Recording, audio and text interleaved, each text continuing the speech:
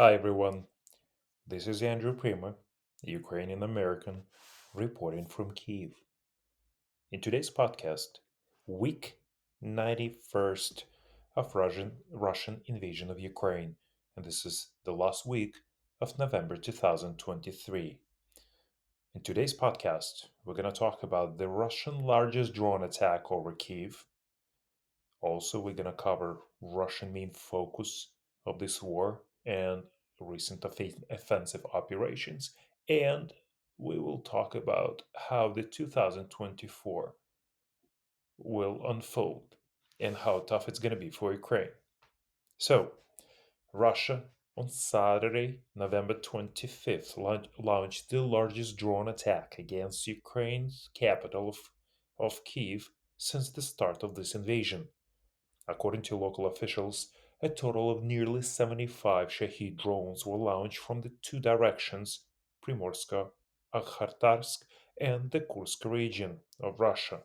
The primary target was the city of Kiev. So during that night, me and my family we couldn't sleep due to huge explosions all over the city. The Ukraine Air Defense Forces done very good job in defending its population. The government official said that air defense forces of Ukraine intercepted 71 out of 75 Iran-made drones across 6 regions of Ukraine, but most of the drones were intercepted over the Kiev.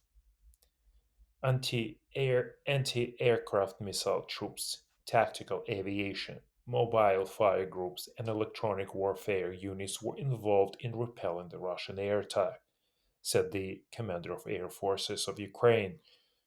It added that Kh-59 guided missile was also destroyed in the Dnipropetrovsk region. Mikhailo Shamarov, a spokesman for the Kiev City Military Administration, described several waves of drones coming from different directions toward the capital. As a result of the attack, at least 2 people were injured in Kiev, said the mayor of Kiev, Vitaly Klitschko. President Zelensky also noted that the largest drone attack came on the same day that Ukraine commemorates the 1932 and 1933 Holodomor famine brought on the Soviet dictator Joseph Stalin, which killed 4 million Ukrainians. As you see, the Russians want to remind Ukraine we have been humiliating and killing your nation for decades, I would say almost a century, and we will continue doing this because it's our mission and this is how we see it and this is what we believe in. We believe in terror. In recent weeks, the main focus was the offensive of Russian troops on Avdiivka in the Donetsk region. As you know, Avdiivka area has been the hottest spot at the front lines in the Russian Ukrainian war. So far, it has also noted it also not produced significant results, and although Russia is suffering heavy losses there, efforts to hold the settlements have required Ukraine to divert forces from more promising operations elsewhere. In the coming month, Russia will be in a more advantageous positions with regard to production of projectiles. The European Union doesn't have a time to fulfill its task of providing Ukraine with a million artillery shells and missiles by March, while in Russia, production is put on military rails and work 24 hours a day, 7 days a week. In addition, it uses North Korean projectiles. Thanks to a sharp increase in military spending, its economy is growing rapidly. Over time, Moscow finds more and more workarounds to limit the impact of Western sanctions. With the help of financial incentives, it managed to maintain an influx of recruits to fuel the front. Political tension in Russia smolders deep inside, though. It's managed to be kept under control.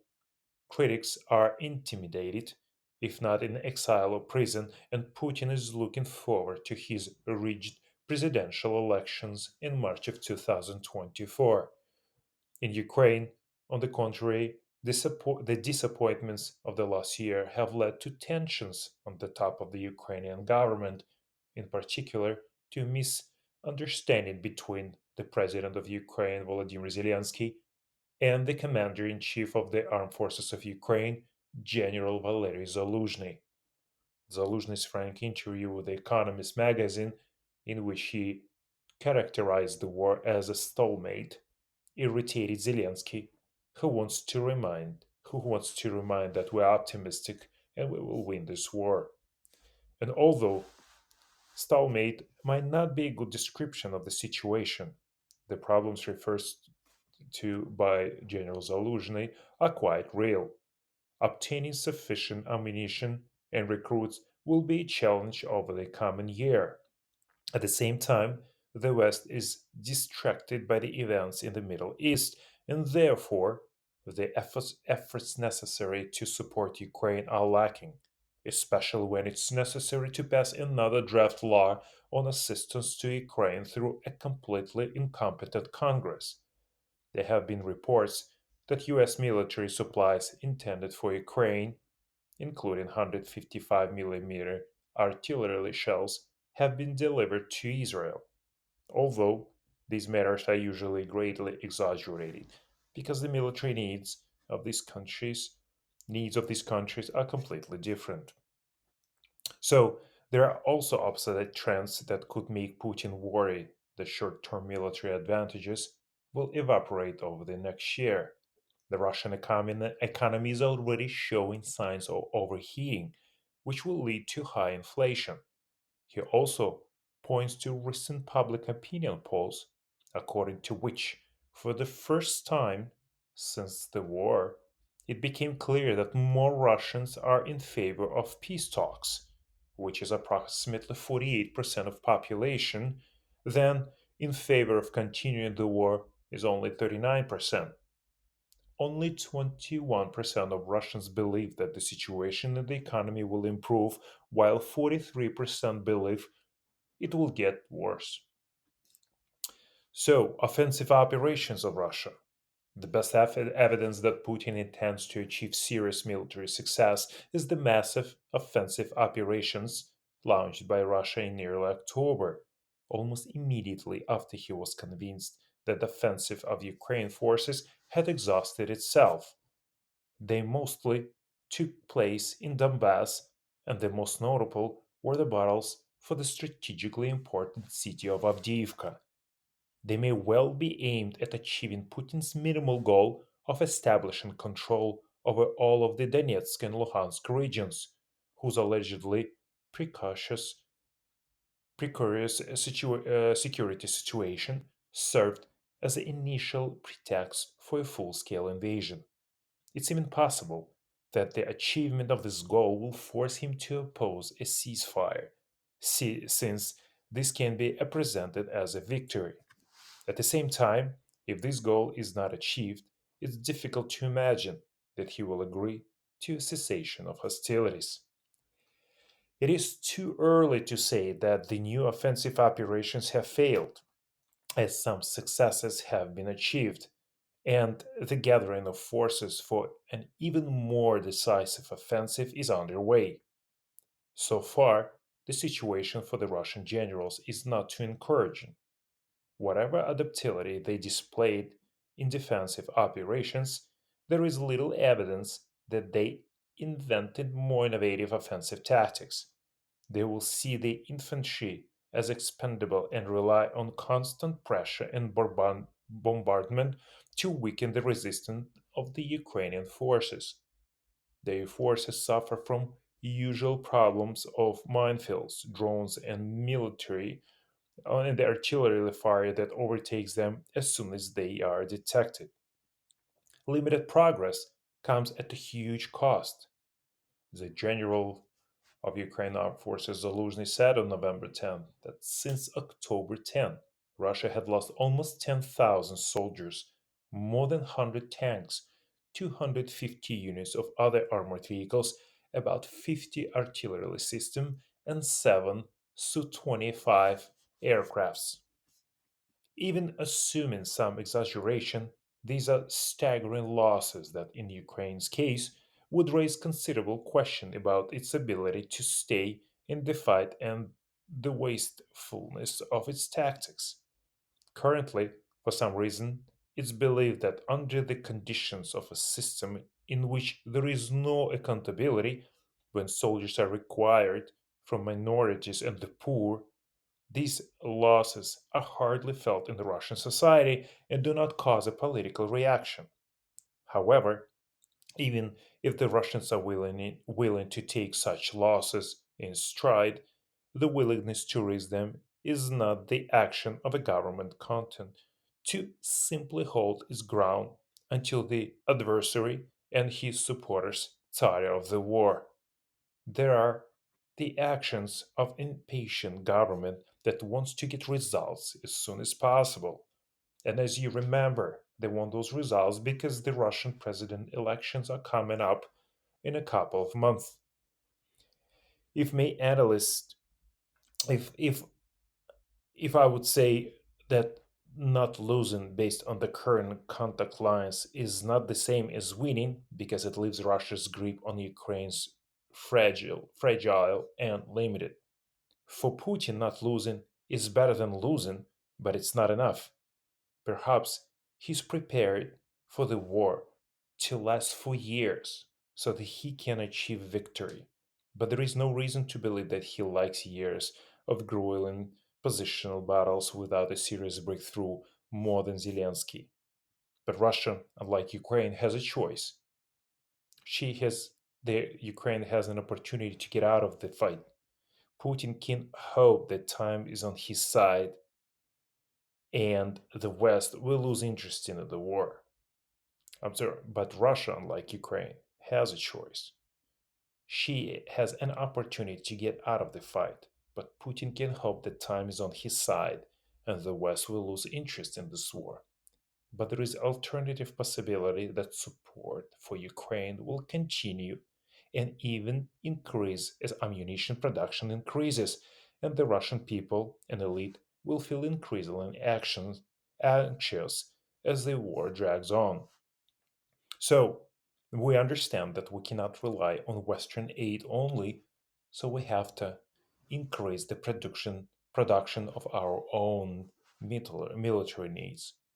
So in this case, we can win this war not only with Western aid but also with our own ammunition. So 2024 will most likely be the toughest year for Ukraine. The Russian Federation will have more material resources. This includes ammunition, drones, mines, cruise missiles, and more aid that they keep receiving from North Korea and Iran. And I would probably agree with Valery Zaluzhny that the counteroffensive has actually ended. Local offensives are now underway from the Russian side, from Kupiansk to Avdiivka. But I don't think that the war has completely turned into a positional one. Now it is rather a war of attrition. And I think that situation will continue throughout the winter. So we're discussing the current phase of the war, so we should be careful not to assume that it will turn into the be a long one. With the current offensive in Avdiivka, Russia has demonstrated that it doesn't consider the war to be a positional one. Large scale mechanized attacks by Russian troops in October were unsuccessful, but they're still trying to encircle Avdiivka. The battle for the city is still going on. This is not yet a stalemate, or at least not a sustainable and long lasting one. The war for the initiative on the front line is now underway, and both sides are trying to find an answer to the question of how to keep the initiative, put pressure on the enemy, and at the same time restore their strength and their ability to continue the war. And most importantly, how to ensure a decisive advantage in the future. So, most likely, the next year, we talk about 2024, will be the hardest. The Russian Federation will have more material resources, but we have to keep up with that. But a positional war is not in favor for Russian Federation because Russia's political task is this war is not just to defend but to advance. If this were not so, then they would not have attacked Avdiivka now and would not have hoped to take Donbass.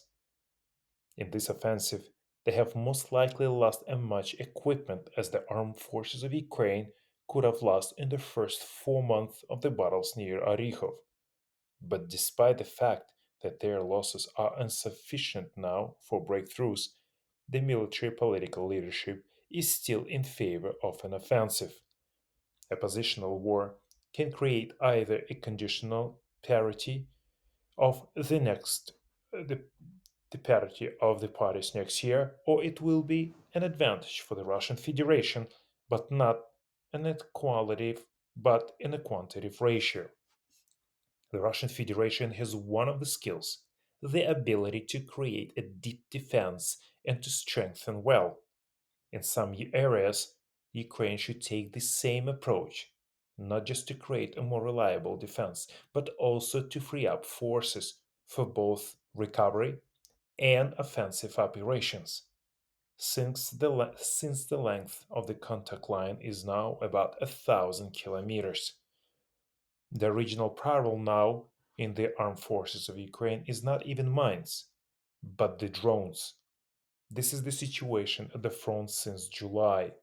Drones are used not just against equipment, but against any mass of soldiers, as the Russian drones are very cheap. And this is the same problem for both Russians and Ukraine. Neither side can advance during the day. Because of this, most of the attacks take place either at dawn or late in the evening at night, because the drones don't see the movements of the soldiers clearly.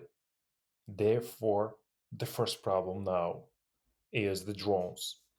As for mines, no, in the West, such systems are not enough for Ukraine.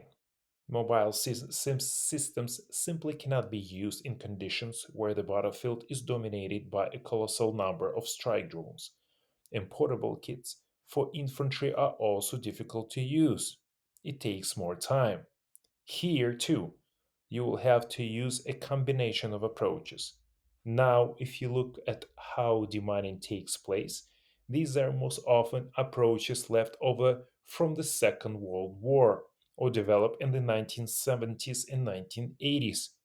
But there will be definitely no quick and easy answers to demining problems.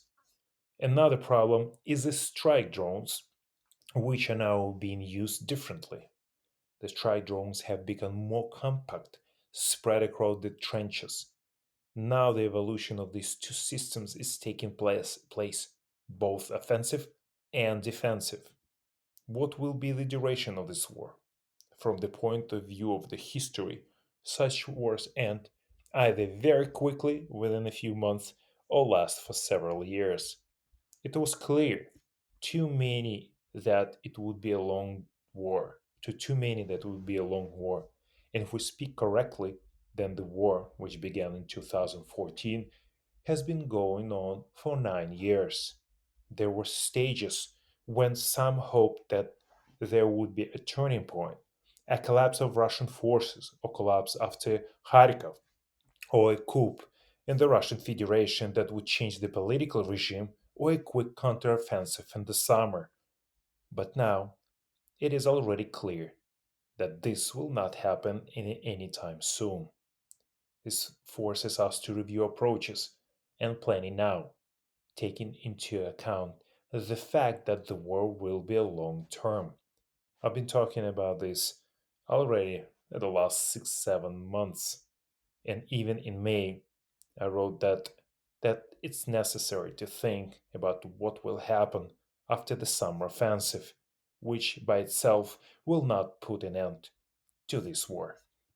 But still, despite all these facts, we're still optimistic and we still believe that we will be able to liberate all our territories. And we believe that Ukraine finally, after almost a century, will become independent from the Russian aggressor. Thank you for listening. If you like my podcast, please share with your friends.